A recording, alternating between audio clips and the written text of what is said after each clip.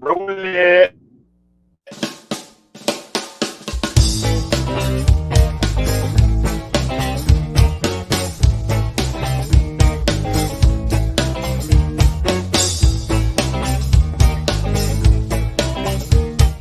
Bing buzz.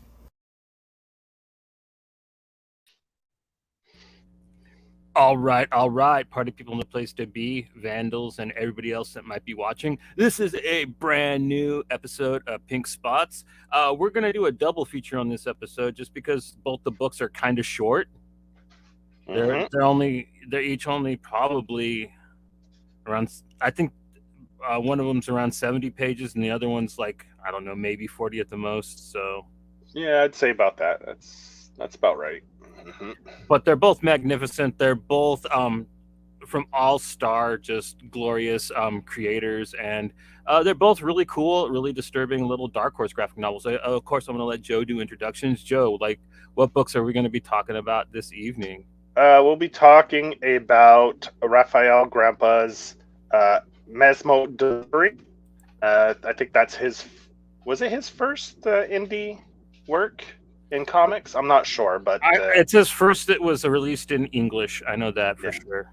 Yeah, and we'll also be talking about Kaare Andrews and Troy Nixey's The Black Sinister, which is kind of a spoof or kind of a comic dunking on, let's say, like Batman and stuff like that. So, definitely a commentary on just society and the way it works and stuff. So that was a fun read as well. So we got two really cool, pretty graphic. There's some graphic stuff in both of them. So definitely for mature reading, that's for sure. Yeah, and they're both really darkly comedic. Like, I would call The Black Sinister a pretty decent just deconstruction, but like when you get into the really dark humor of the book, it goes really hard. So that way I would put it into spoof territory, but otherwise, yeah, it makes its point very well though. Like, I really appreciate that. But before we get like too deep into it, do you have a check-in, Joseph? Actually, yeah, I went to the comic shop this weekend. It'd been a while, so I picked up all my books from my pull. So I forgot them in the other room, so I don't have them here with me. But I caught up on. I read the final issue of Plush. I still needed to read that, so I read the final issue of that. That's the Doug Wagner book from Image. That was really good. I thought it was a great ending. Definitely fitting for one of his books. You know, typical. Always good. I finished out Almighty. I read the last two issues of that, and it was good. I really enjoyed it. You know, I've been enjoying that one since it's been out. That's done. That was like only 5 or 6. 5, yeah, 5. Unless there's another one, I don't think there is, but unless there's a 6th one. But anyway, I'd have to go check. I didn't go check, but I just assumed it was 5. Yeah. Okay. Yeah. And next on my list of things to read was going to be Click Click Bang. Was that it? The Doug Wagner's new book. So I have that and a few other books there that I want to read. So yeah, I just haven't gotten to it. So nice, cool. And I actually started watching a little bit last week, and I forgot to mention it on Friday there in the check. And I started rewatching Metalocalypse. Yeah, I love that show. It's so good. So I started watching it, and I just saw today it was posted Revolver and Magazine and Brooklyn Vegan just announced that they're coming out with a new album. Deathlock has a new album coming out. So I think they just dropped a single. So the fictitious band of Deathlock is coming out with a new album. It'll be their cocaine. Yeah, it'll be Roxo. Yeah, it'll be their first new material, I guess, in like about a little over a decade or about that. So that'll be cool. That's cool. Like, that means he might be in good working order with Adult Swim again. Maybe they'll let him finish the show. Maybe they'll let him do a movie like they did the Venture Brothers guys. I think I saw something a while back that they're supposed to be doing like a movie. Okay. Seems to me like about 6 months ago or last year, I saw someone post something about. So maybe that's why this album they're putting this together. It'll probably tie in to maybe the show. I saw something about how it was supposed to be coming back. I don't know if it was supposed to be like a movie or episodes, but I heard something was in the works. Yeah. Okay, cool. Because I did enjoy that when it was on, man. I haven't even really thought about that show in a long Mhm. time, but yeah. Yeah. Yeah, Choky it's a good. Wartooth and Yeah. Murderface. Yeah, Murderface and the two Swedes there that are the guitarists. Yeah. Yeah, it's good. I love that show. And it's fun. It's like what? It's your typical like Adult Swim. So when you stream it, it's what? Maybe 16, 17 minutes long. So you burn through the episodes pretty quick when there's no commercials. Yeah. Mm. Yeah. So that's my check-in. Right on. And I haven't really done anything this week, so No? I've been speed running Mirror's Edge, and I got to tell you, Oh, man, like I don't know how those guys do it because like I've got it down like really tight, like I'm not making any mistakes, and like I cannot get like times anywhere near like the guys that those speedrun guys? Yeah, yeah some of those, I it's don't know. insane. It's insane. Yeah, I don't know how they can pull it off, man. Like And they're not using any kind of mods or anything like that. supposedly not. You're not supposed to. And Okay. I'm not really good at seeing it, but like I watch the guys and I see how they're doing it, and like I try to replicate, and like I don't know, like there's just like a skill level there that it's missing. But And I guess there's a new Final Fantasy game dropping. I saw Elle posting stuff about it. She's all super excited. for Guess 16, I think it will be right. yeah, something about that. So she's been posting some Final Fantasy shit. I guess it's dropping tonight. Yeah. Woo, woo, hell yeah! Get your chocobos ready. Like Shout out to Fred. Dropped in the chats. How's it going, Fred? Yeah. Fred the Savage. Yeah. Yeah. So no check-in for you. So I guess we could hop right into the books then, eh? Yeah, for real. So Yeah. I was thinking we'd start with The Black Sinister. Yeah. Yeah. All right. So like we said, this is definitely a book where Kaare Andrews and Troy Nixey definitely decided to dunk on the Batman character. That's the meat. That's the basic story of it. It's kind of like Johnny said, a deconstruction. Their take on like a spoof or deconstruction of Batman. Kind of a, almost like a Garth Ennis, like kind of taking shots at Batman and what he's about and stuff. Like so. And I mean, I know. So a lot of Kaare Andrews' other work is he does a lot of superhero stuff. So I don't think it's that he doesn't like superheroes. I think he just, they had fun. Like I think in the back matter, I read that Troy approached him because he had an idea, but he wasn't sure how to flesh out the story. So I guess he and Kaare are friends, so they kind of fleshed it out together. And this is what they came up with was the Black Sinister. So. Yeah, because usually Kaare draws his own work and stuff. I think as well, yeah, often is that I know where he actually worked with another artist, and it's really cool that he teamed up with like such a legend like Troy Nixey. Mm-hmm. And the cool thing is like I kind of get a feeling that this laid the groundwork for one of my favorite Kaare Andrews books, Renato Jones, which is somewhat similar about how it tackles the disposition of wealth in the country. You know what I mean? Like the way that one does. It's got similar, but like Renato Jones is way more Punisher-esque than Batman, and it's not really a spoof of of the character as much as it is like society. Whereas this one, like they do play on society, but like the way Nixey, like the way they it kind of takes place in like this weird alternate reality where it's like the 1920s, like during like almost the American industrialization era. You know what I mean? Like they're almost have like a steampunk kind of vibe to it. Yeah. Yeah, a little bit. Yeah, it has a not straight steampunk, but it definitely has these like Johnny was saying, like the beginning of industrialization. Like even the city's called the Coal City, so and it's people wanting to control and the Coal City and the power and control the people, the workers. So it's definitely like, and the funny part is Blackson. What's his name? Black. What's his first name? Emerson, right?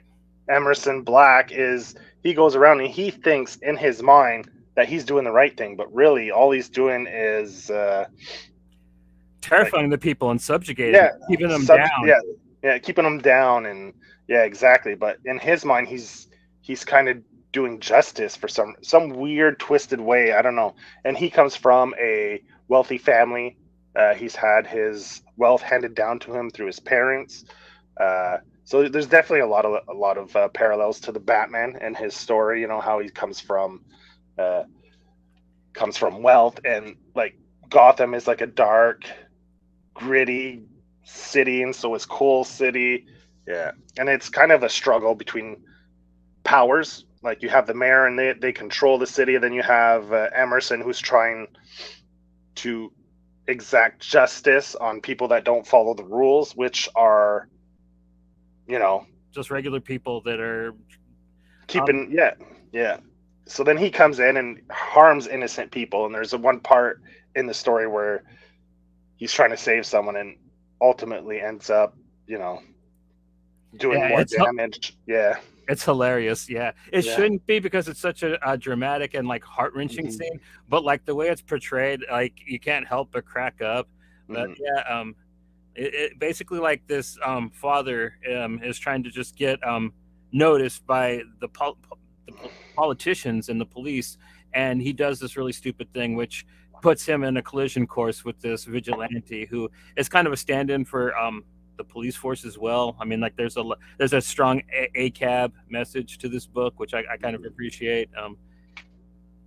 But yeah, the way that he kind of just barges in, and it kind of plays to his somewhat redemption in the book, but like even that is I wouldn't call it a redemption because like the whole time like he just continues being grotesque And reckless. Yeah.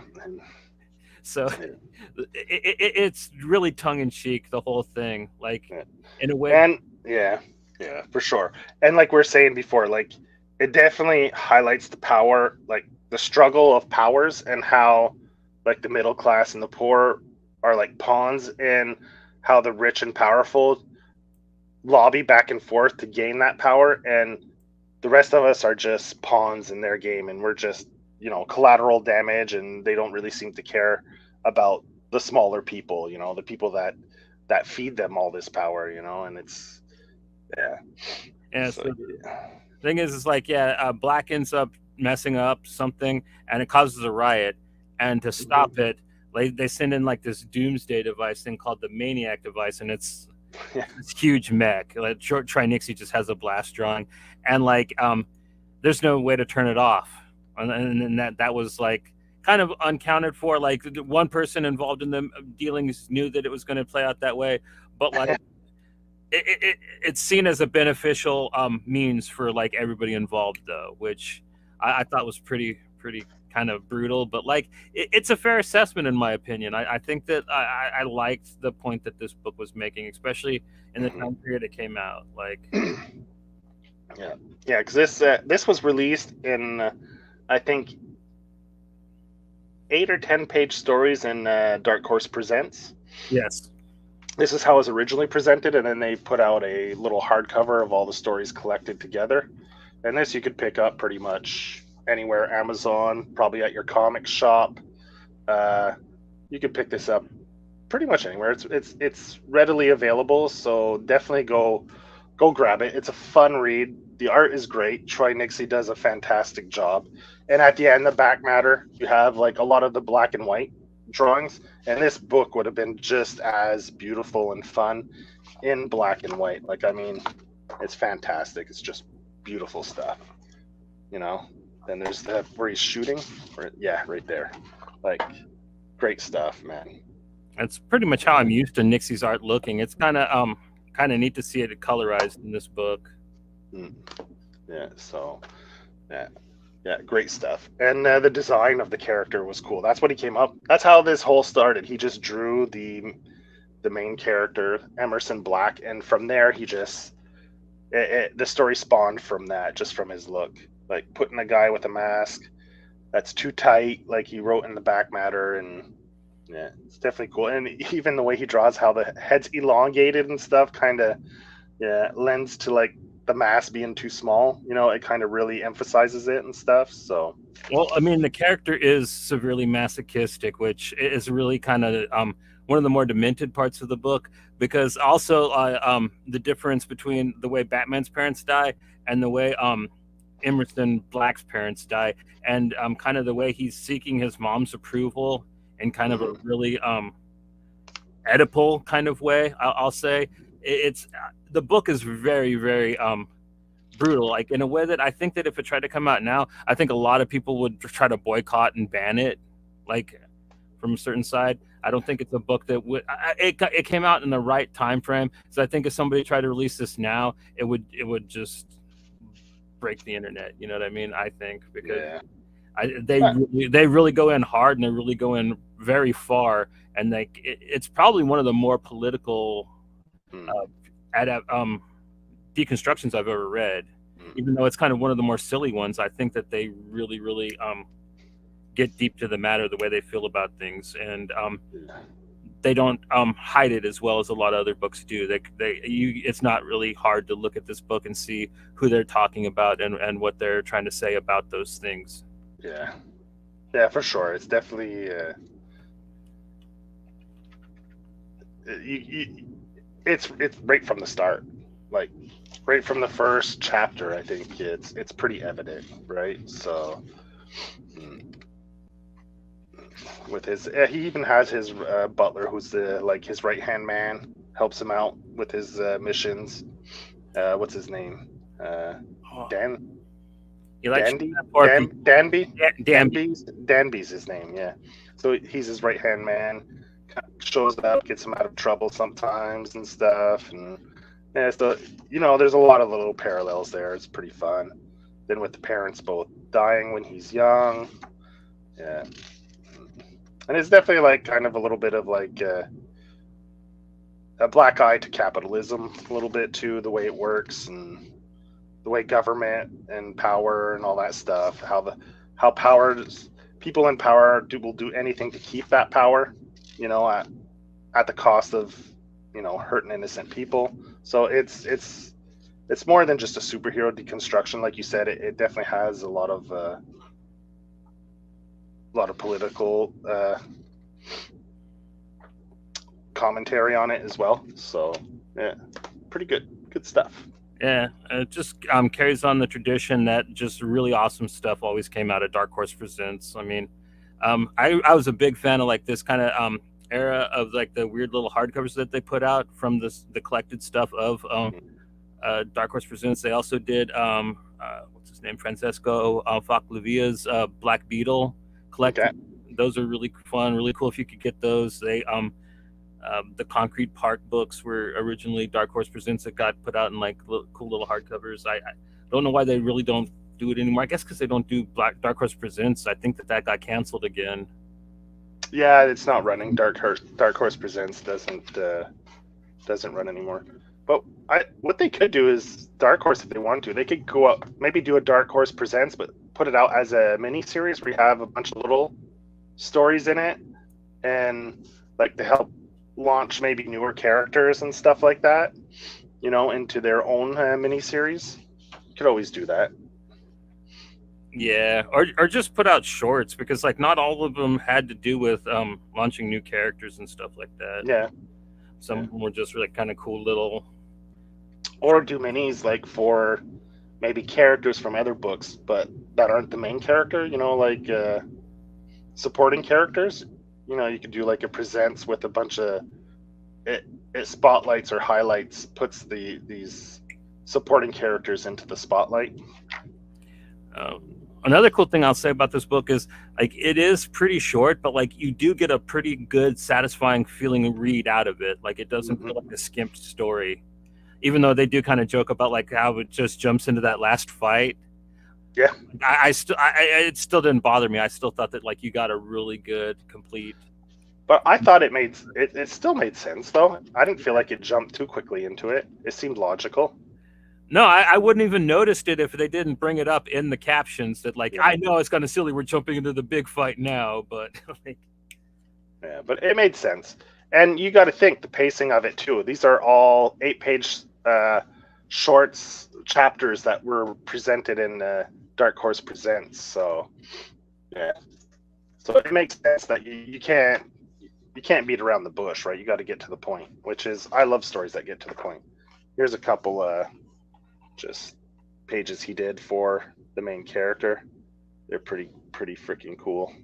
That's basically the cover, right? Just black and Yeah, white. one's a cover black and white, and the other one's just like a profile pic, kind of. Yeah, I love how he gives him the bow tie too. Yeah, You know, like he's with the fur collar and everything. It's a cool design. Like, yeah. I always find fur collars. You know, people that, like, if you look at old westerns, those guys who wore the fur jackets and stuff are usually bad guys. You know. Yeah. So I don't know if that was a conscious choice on Troy's part, like having that fur collar. Like it usually the bad guys have that big fur collar and stuff. And, yeah. Well, I mean, because it's a sign of wealth of that time. You know what I mean? Yeah. Really, like in cowboy stuff, it was the rich landowner that was trying to screw everything over, which it does fit. Emerson Black. And I do kind of wish that we did get a sequel to this, because they kind of set it up for one at the end with Timmy, and with Tim, and I would have liked to seen it, but like at the same time, like I think that it's a good standalone story. Yeah, I mean, definitely the ending could end right there, but it'd be interesting to see, like, kind of the kid and see how it progresses. It would be cool. Well, because you never know. The way they were setting it up, it was like the kid was almost going to be worse than him. You know what I mean? Yeah. Possibly, yeah. Yeah. And that scene at the end, like after when he gets his power gloves and stuff, I love that scene where they go into the wreckage after and you just see him sitting there. Some great panels. Like, I don't want to show it, and if people read it, they'll get to see it there. But it's really cool. Some of the panels are awesome. Yeah. I also really like the part where they're in hell, like him and Timmy, and like they're running from the dad. I thought that was handled. It's a really weird tangent in the book, but I didn't dislike it. You know what I mean? Like it was out of left field, and it's a lot different than the rest of the story. But I thought it was really funny, and it really makes you understand the character. I think it was needed. Yeah. But there's also the storyline. Doesn't Batman go die, and then he has to come back? So you could almost when they had what was Batman Incorporated or whatever the fuck it was, when he was gone, when he died, and he was in like this other world. Yeah. So, but I love the part where it's like they talk about being reborn. Yeah. And then they crawl up from. Oh yeah, the way they broach that subject, the rebirth. The rebirth, yeah, I like that. Yeah. Like I said, this book has its very disturbing moments, but the good thing is they're all funny. They're not really going to gross you out or freak you out too bad. You're going to chuckle at them, which I appreciate. Yeah. Yeah, it was good. I really enjoyed those. The hell scenes were really good, or whatever. I don't know if it was his own personal hell, if it was literally hell, but anyway, his own purgatory. Yeah. So it was cool. Yeah, when he goes down into purgatory. Yeah. And then just the fight sequences, like it's done really quick when he's in his jet and like he fights the two jetpack guys or whatever they are. Like they don't last very long. Yeah, one or two pages, not even. But I mean, like look at that detail, look at that art. Like I was telling you off air, man, like their art isn't very similar, but at the same time, Troy Nixey really reminds me of Richard Corbin, just the way like they hyper detail everything, you know what I mean? To the point where like some of their human faces can be somewhat grotesque. Yeah, there aren't, like you say, there aren't very many empty panels, like backgrounds and stuff. No, like it had to take him a long time to draw this. Either that or he's really fast, like slapstick fast. Yeah, because when you go through, a lot of people, like they'll, you have empty backgrounds and they'll put a slight gradation in it and stuff in here, but there aren't too many of those. Usually they're like you have fleshed out backgrounds and stuff in 3/4 of these. So yeah, beautiful book. Yeah, I really enjoyed it. I got into this a little bit before Kaare Andrews became one of my all-time favorites, but like I was really digging him. I know a lot of people don't like Spider-Man Reign, but I dug it. I didn't like the last half wasn't as good as the first half in my opinion, but I still dug it. And then I really loved his Iron Fist. So when this came out, like this really blew my skirt up. And then later he came out with Renato Jones, which I said was somewhat similar to this. And that's when I really became a huge fan of his. And I'm really happy he's landed well at AWA. That's cool that and they keep throwing him work. So that's good for him. And he's going to do his own thing too. And I love how he can change up his style. He's so versatile. Like he doesn't stick. Like when he did Amazing Fantasies for Marvel a little while back, like he did a bunch of different covers, and he's so good at taking a style and just applying it to anything he does. Like he did a bunch of different covers and different styles, like kind of paying respects to some of his favorite artists, and he just nails it. He's a very talented illustrator artist. Well, the cool thing about that is if you go through his books, like he'll do that with his art in story. Like he'll do stuff where it's like really grainy looking, then he'll do like really clean black and white line work. Then like he'll do like really kind of over the top cartoony action scenes with bright colors. So if you check out like Renato Jones or his Iron Fist, like he'll even do that in the interiors of the book too. So he's a very versatile, really fun artist. I don't know if he just likes to change it up just for his own sake and just to make it fun for himself, but it's cool. I've noticed that about his work. So he's definitely got to look into, and I would say the Black Sinister is a good place to maybe start with him if you want to check him out, because even though he just wrote it, you get Troy Nixey's beautiful art, which I don't know if you can tell, but I am a huge fan of Troy Nixey. Like in my opinion, like when I think of like what a Dark Horse book looks like his artwork just comes to mind. Like this is that's what a Dark Horse comic looks like. That coloring, that type of shading. So and you, like you said, you can find this pretty much anywhere usually, and it's pretty cheap, at least, especially from this line too, because the next book we're going to talk about, you're not going to be so lucky as you were with this one. Not easy to find at all. So the next book is, so that's just to remind people, the Black Sinister by Dark Horse by Kaare Andrews and Troy Nixey. You could pick that up online at your comic shop. It's pretty easy to find, so go pick that up and give it a read. You won't be disappointed. All right, so our second book, man. What's our second book? Yeah. We got Mesmo Delivery by Mr. Rafael Grampa. Our wonderful artist, creator from Brazil. And like I said, this is his first, at least, English work that was released up here that wasn't a cover. And this thing is just a visual tour de force. Like it's a very elongated action set piece with a little bit of story worked around it, but what it is, it's just glorious from start to finish. I mean, this is just the title page, and oh, dude, tell me that isn't one of the coolest fucking visuals you've ever seen. Just a crow eating a tooth, and that's pretty good. And you'll see. Book gets. Yeah, you find out where that tooth comes from later on when you read the story. So this book gets brutal. Yeah, it's brutal. So basically the basic story behind it is these two guys are hired to deliver some cargo, which they're not allowed to know, or the driver himself isn't allowed to know. So one of those kind of delivering a package that you have no clue what your cargo is. So yeah, and the whole thing, they kind of stop at is it a restaurant, a cafe? Yeah, it's a 24-hour diner. Yeah, they stop at a diner, and that's when the action. Well, our characters are an Elvis impersonator named San Greco and a washed-up boxer named Rufo. Yeah.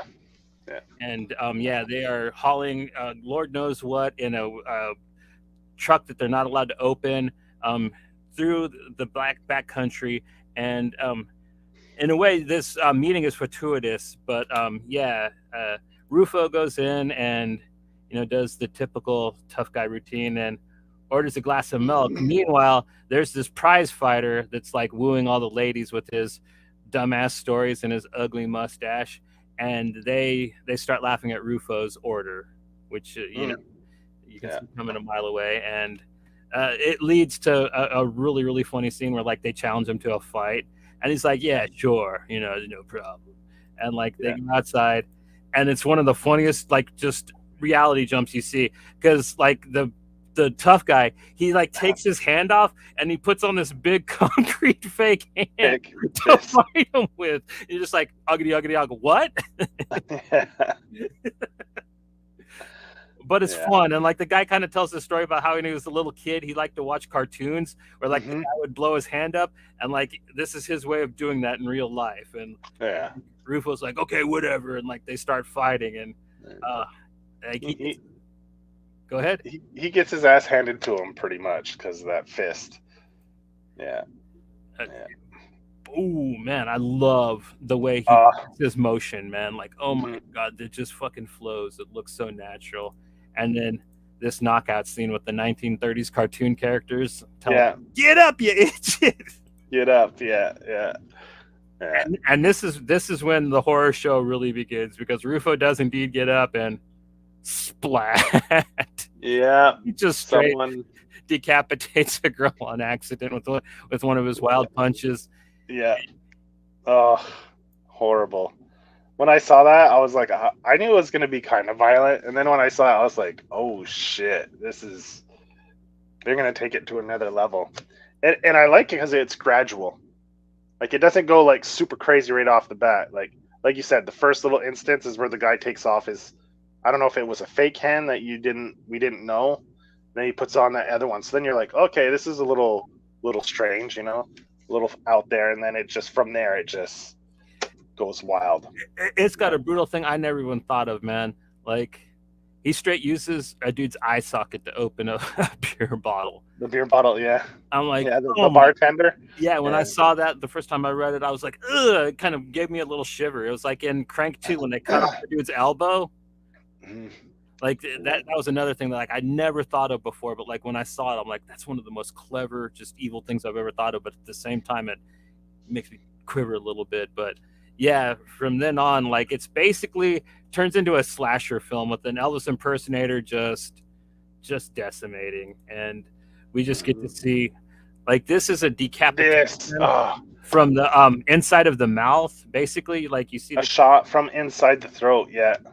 You see the character running, and you see his mouth opening, and then the camera like goes in there, and then the serration, so cool, so awesome. And that's one thing I found, the way he frames his panels. Like when he gets out of the truck to go into the diner, it's from a worm's eye view from under the truck, and you see him walking away from the truck, so you see all like the gears and stuff under the truck, and such a beautiful panel, like such a nice shot. The way they frame when what's his name, the Elvis impersonator, your favorite shot, the pier shot, where the girl gets so scared she pisses herself, but in between her legs, if you look, there he is. Like that's what she's seeing, right? And the way he frames that is just fantastic. Like, so good. Yeah, I love the way he frames a lot of those things. It really, like that panel says so much, right? In just one panel, instead of trying to tell that in like 2 or 3 panels, he does it in one, and it's so effective. Yeah. And this book has a lot going for it. Like, I'm not the hugest fan of forewords, but like our introductions, but this one has my favorite, written by Brian Azzarello. I'm just going to read a little bit of it. Mm-hmm. Don't waste your time on this introduction. Not now. Read Mesmo Delivery first, then come back. We'll still be here. Now, wasn't that just the most fantastic experience you've had with a comic in a long time? Seriously, it's a blast, no? A wild, exuberant blast of joy. Every single page, every word, every drawing, the unbridled joy of comic storytelling. It practically screams, "I'm having fun creating." Damn right you are, Mr. Grandpa. Goddamn right you are. And what you're doing, and you're doing it with a skill and flourish beyond your years. And like I gotta just say, man, like I think Az just nailed it. Like this book, it's really simple. It's just kind of like I said, it's an action scene with a little story around it. But like when you read it, you feel wore out. You feel like you just ran a mile. Like this book, like it kicks your ass. There's so much to it, and it's because how much he put into every single drawing. I mean, like, oh, look at that. I mean, God. That's yeah, the devil. And I like the way they pepper in the backstory of Yeah, how these two get together too. He kind of explains that, which is cool, and adds a lot of context to the story as well of succeeding. So, like I said, it's a short book, but it definitely ties up the loose ends, right? Like you get to the end and you're like, okay, you know what's gonna happen. So, I mean, it's definitely fleshed out. That, like you said, it isn't a huge story. It's a pretty simple, straightforward story, and the way it's told is pretty cool. It's fun, beautiful, like breathtaking.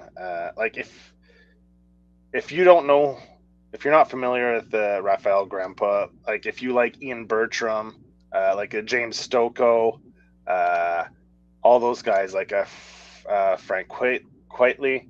I mean, this is definitely for you. If you like that style, if you like that kind of art, this will just you'll fall in love with him if you haven't already read any of his stuff. I also put him like with Paul Pope. Like, Paul Pope, yeah, exactly. Paul Pope, yeah, right up there too.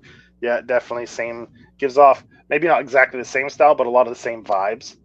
yeah, no, the same attitude, definitely. Yeah, yeah, same And energy, same. Yeah, yeah. yeah, same depiction of motion. You know what I mean? Like, yeah, like their styles aren't the same, but like they move in the same Mm-hmm, manner. You know what I mm-hmm. mean? Like they got the Yeah, same motion to them.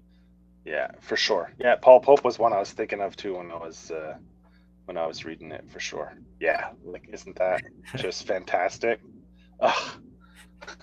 I mean, it's funny that we're calling it beautiful and breathtaking because of how just gory and grotesque it gets. And the funny thing is this is an award-winning graphic novel at the same time too. Like Mhm. when it comes to like films and TV shows, stuff like this usually gets snubbed, but like in comic books, it gets revered, and that's kind of why Mhm. I like comics so much as an art form because like they could look at something that's like this and they can say like, yeah, it's beautiful. You know what I mean? Whereas in films, people would be like, I don't know, it's kind of gross. Like, Yeah, yeah, and I love like the back matter. Like he explains how because he knew it was going to be like at a truck stop diner, he worked on a lot of different like drawing logos and little like designs and stuff like that, and he had a lot of fun with the lettering too. Like, what's the guy, the Elvis impersonator's name again? San Greco. San Greco. Like when he goes to work, we'll call it going to work. He likes to sing, so the lyrics of what he's singing, he has fun with the like the typography in the background and Yeah. stuff, See and the like Antomatopia back there? That's basically like the Elvis song that like is the playing Elvis song. while he's Yeah, murdering these people. yeah, yeah. So it's fun. He has a lot of fun with everything. The lettering, uh, I mean, action sequences, setting up like just the still shots, like setting up a mood. I mean, he does it all. And like what? It's like you said, what, maybe 48 pages this book? At most, yeah. Yeah, 48 pages. Yeah. Like I read it and I was like, this I was gonna go on a whole fucking rant about how he only does mainly covers, and I said we need more stuff like this from him. And the fact that's why when yeah, I sent Johnny a message. I was like, I fucking hated it. He's like, really? I was like, I hate it because it's so fucking short. I want more. Like I want so much more from this guy. Like, it's so great. And then funny enough, I was like on socials, and then boom, something came up about him doing Batman. He's going to be working on a Batman, I guess, miniseries For called Gargoyle of Gotham. So it's going to be Batman's kind of a retelling of his origin story, I think. it's him returning to Batman. Like I don't know if you read, but like he did Dark Knight 4 Golden. with Frank Miller. Yeah, the Golden Child, which Yeah. I know a lot of people hated it, but I loved it. But then What? People hated that? Okay, because did he the just do political the one book? Did he just do the one Golden Child book, or did he work on the other thing too? No, that was Brian Azzarello and one of the Kubrick kids. Was it Andy or Alex? One of the Yeah. Kubrick kids drew it, but fucking drew it exactly like how Frank Miller drew the first Dark Knight book. Okay. But yeah, book 3, The Master Race, was co-written by Brian Azzarello with Frank Miller, and then art by I'm pretty sure it's Andy Kubert. But okay, so he just did the Golden Child issue. Yeah. Well, yeah, it's considered an original graphic novella. It's what, about 50 pages, maybe? Yeah, 60 it's about at most. the same size Yeah. as This one. no. It's beautiful. Yeah, it's Like, gorgeous. A beautiful book, gorgeous. Like, oh, so good, so good. Yeah, and I love the design of Batman in that. Such a great design. Yeah. Yeah, with the yellow the way gloves. he rendered it, yeah, like it Yeah. just popped with his art, and like the use of the yellow on the, like, it really stood out. And I'm not a huge fan of yellow, but like I did just think it looked glorious in that book, which I'm kind of hoping like this cover isn't like a giveaway. I'm hoping like it's more bright and colorful, because I think his art shines that way, and I hope it's not as dark as this cover is making it look. But it might be neat to see him do like a really dark book like this too. I mean, at the same time, like we'll have to talk about this when it comes out, and I'm pretty sure it's coming out on September 16th, which I guess is Batman Day. So they'll be releasing that book on Batman Day on September 16th. So it should be in the June solicits that it will be coming out soon, the Diamond preview. So you'll be able to pre-order that this coming month when the previews hits for July, which should be next week or this coming week. Yeah. So Dios de la Batman. But another thing this book has going for it is I know I don't usually get too excited for these either, but there are some great sketches in the back. We have Mike Allred doing Rufo and San Greco, and then we have this just my favorite artist in the world, or one of them, Eduardo Rizzo, doing San Greco, just beautiful, kind of Frank Miller style, but dude, like, oh man, and Rizzo like helped kind of loved this book enough to like do a sketch for it. Like, that's enough to really. But then again, like, they're both South American creators, so I'm pretty sure like there might be kind of like a fraternity type thing. But what a cool group of friends to be in, man, in my opinion. Like, just some of the greatest artists out there. I blame Rafael for making me buy Berserker. Berserk, the Keanu Reeves book. Did he work on that? I thought Ron Garney did that. Oh. Yeah, but he did the cover for issue number 1.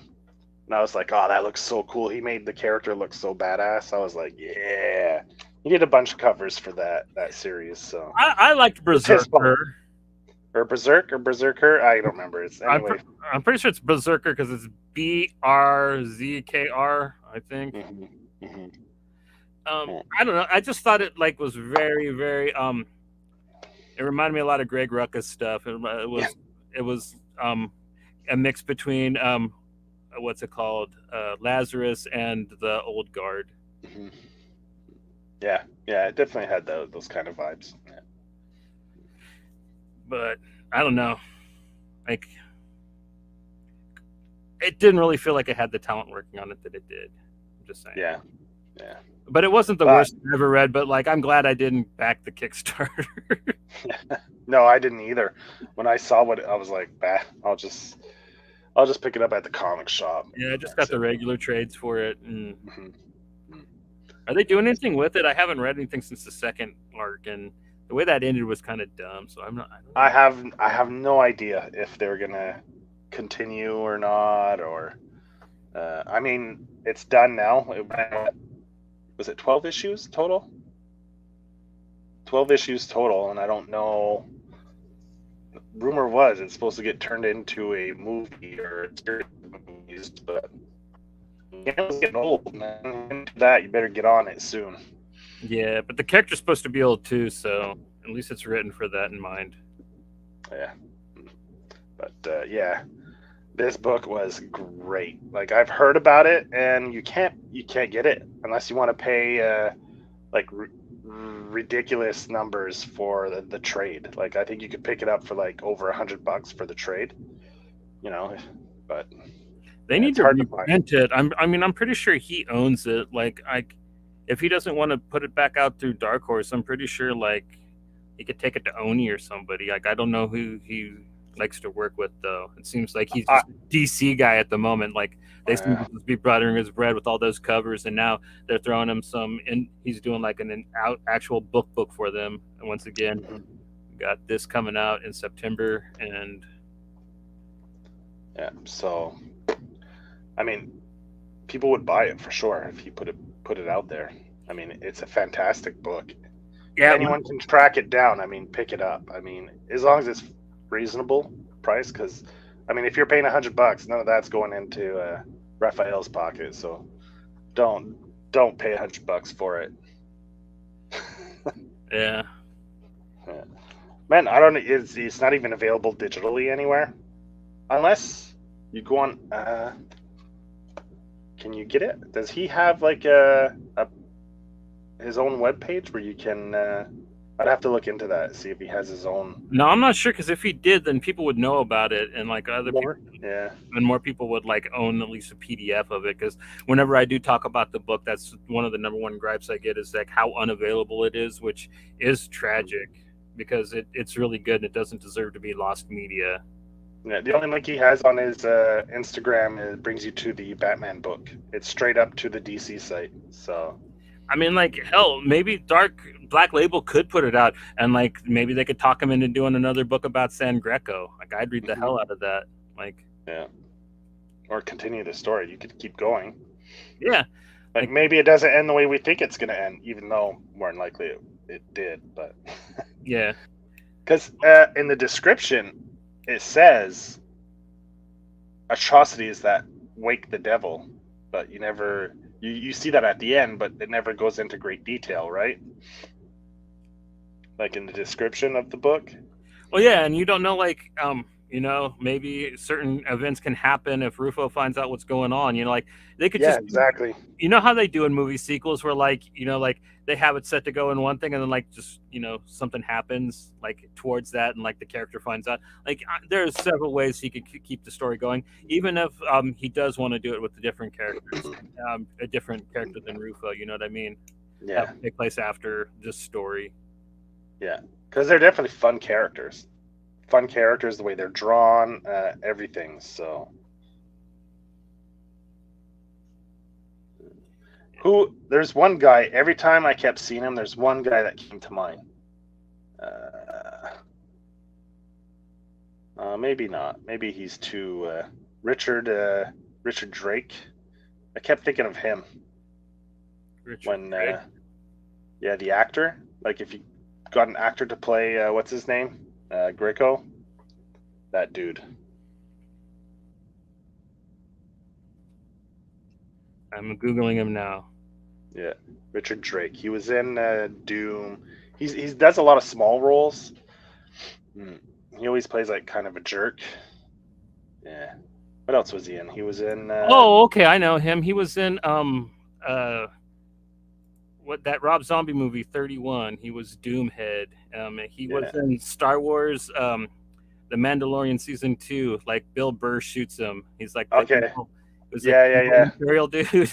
Like his design and everything just made me think of him right away. He looks like a scrawny ass version of you. Like if you did a lot of meth, you'd look just like that guy.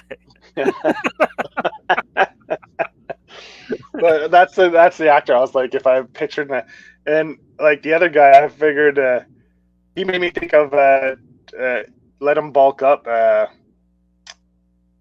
Pretty Boy, who was supposed to play Gambit. What's his name? Channing Tatum. Channing Tatum. Yeah.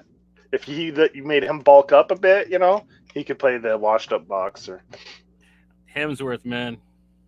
Or yeah, you could do it. Give him clean shaven and stuff. He's definitely got the size, for sure. Yeah, make him all greasy and shit. Yeah, he likes doing a lot of those weird roles too. So yeah, Hemsworth would probably be good in that role. But then again, I have started liking Channing Tatum thanks to like the 21 Jump Street movie and some of the other stuff that he's done, like his comedy work. He's a Yeah. pretty funny guy. Like, what was that movie he did with Sandra Bullock? That wasn't bad. Oh shit. The I one don't that, know. the one that came out last year where Harry Potter was Yeah. chasing him around. Like, I haven't seen that one yet. that was a funny movie. Like, it was Yeah, I dumb. heard everyone that I know that watched it said they enjoyed it. So, mm, yeah, yeah, for sure. I'd love to like see a sequel to this for sure. I think they should do Definitely. a show. I think they could get a good 2 seasons out of it. Easy. Yeah, you could. If they got 2 seasons out of Happy, you could get 2 seasons out of this. Right? That was my reasoning too. Right? If you get 2 seasons out of Happy, 2 good seasons on top of that, two great, like Happy. The 2 seasons were fantastic. So if you can get 2 fucking awesome, like quality seasons out of Happy like that, you could do it with this one as well, for sure, hands down, no doubt. Yeah. Yeah, I mean, like, I think that the books we talked about tonight, like, even though they're kind of old, I think they really exemplify just the quality that Dark Horse turns out on a regular basis, and like they keep up with it. Like a lot of the stuff that Joe and I have read recently that we're going to be talking about soon, stuff like Joyama, and I've kind of broached it, but like I'm going to get Joey to read Kings of Nowhere and stuff like Hmm. Dark Horse is still putting out just really phenomenal stuff from unknown kids from around the world that I just blows my mind when I find out about it because that they're just still got their finger on the pulse of like what's good and they can find it anywhere in the world, which is the neatest thing Talent. about Yeah. Dark Horse is they don't just look for people out of the UK or out of America or Australia or Canada. Like they find people from everywhere, which is really cool. Yeah, and I find comics are missing right now, like these types of books. Like there's not enough of them. Like everything either has to be, I don't know. Realistic or very serious. Yeah, like just these fun over the top kind of books for some reason, or they just don't hit. Like I don't know if it's There was a not. deconstruction last year. I even seen some of my favorite people in the world just go on and on about how wonderful it is. I'm not going to name it here because I don't want the hate falling on me. But like, I didn't really get down with it. Like, I kind of would like to see more deconstructions along the line of like the Black Sinister. So yeah, I do agree with you that like even when we do get deconstructions here or there, like they are I don't know. They got their heads so far up their own asses. Everyone is trying to just do the Watchmen over again. Whereas I Yeah. kind of like when people like, well, I can try to do the Watchmen, or I can have some fucking fun with it, and like, and that's what you get with stuff like this, and that you still get it a lot out of Dark Horse. They just don't promote their stuff well enough, or you just don't hear about it too often, which is a crying shame because they are always constantly putting out these original graphic novels from around the world from these young voices that are just brimming with talent. And like I wish that some of it got shouted out more than your typical Scout or Vault book. Like Vault Boom. Yeah. Well, who knows? I mean, we'll see. There's definitely, like you said, you've read a few good things from Dark Horse recently that, like you said, we'll be touching on probably within the next few months. So stuff like Teflon Funk. I mean, like there's just so many, and like I haven't even gotten around to like all the ones that I want to check out because, like I said, they're like constantly putting these things out.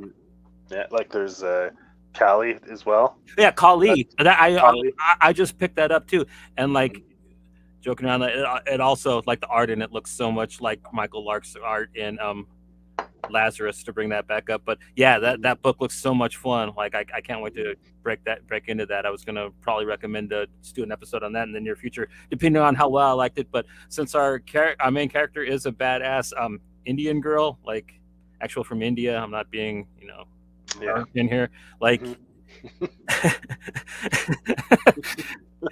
it looks a lot of fun. So yeah. And plus, the art's good. Like if your art looks like Michael Lark's art from Lazarus, that is not a disparage. That is a compliment, in my opinion. That's a compliment, yeah, for sure. Disparaging remark in the slightest.